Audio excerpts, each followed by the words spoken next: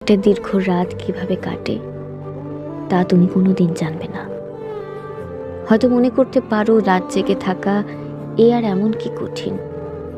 অনেকেই জাগে, এ তো সহজ। হ্যাঁ, সহজ হয়তো, যদি তুমি পাশে থাকতে। তখন হয়তো ঘুম আসলে ঘুমের সাথে অভিমান হতো।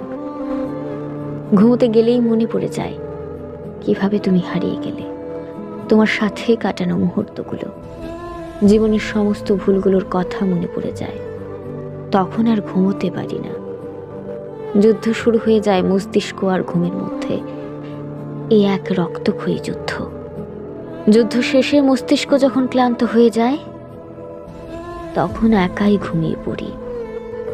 কিভাবে যুদ্ধ করে এক একটা রাত কাটাই আমি। আমার কেমন লাগে তা যদি জানতে, তাহলে তুমি কোনো দিন ঘুমোতে